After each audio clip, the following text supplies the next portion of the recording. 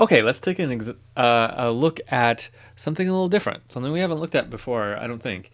We're going to look at a string quartet here.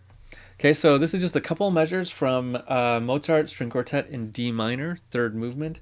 We're again kind of jumping into the middle of this, but I thought it'd be fun to get away from the four voiced things, even though I guess this is technically four voices, but it's not voices. These are four different instruments, and the piano music, and look at some actual like string music. So we have here just a couple measures of a Mozart string quartet. This is a very famous example for looking at augmented six chords.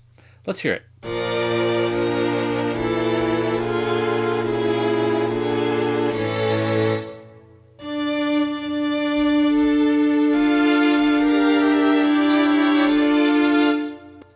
Okay, just that much. Okay, before we dive into analyzing this, I want to point out a couple things about the string quartet score that might be unfamiliar to you. First of all, we have four different instruments, two violins, viola, which is like a big violin, and violoncello, which is a fancy way to say cello, which is like a really big violin. Take note of the clefs. This is one of the things that makes reading orchestra scores and string quartet scores and things a little tricky. Treble clef, treble clef. These are going to be normal. Bass clef, just like the left hand of the piano, right? Nothing weird.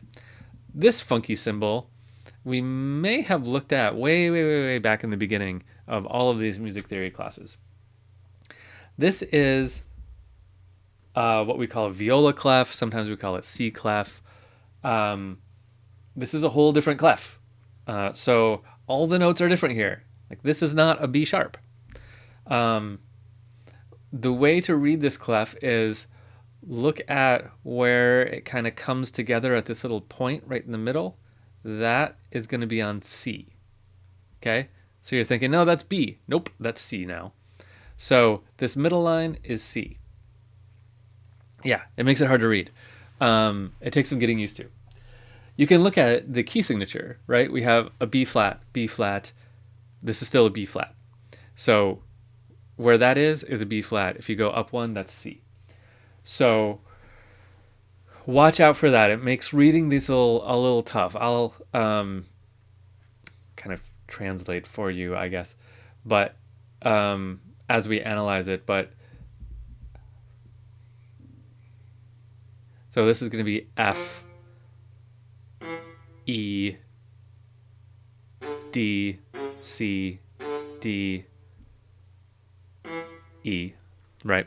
So get used to it.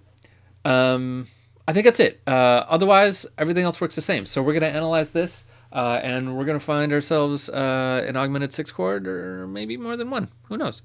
Inside this thing. So let's dive in.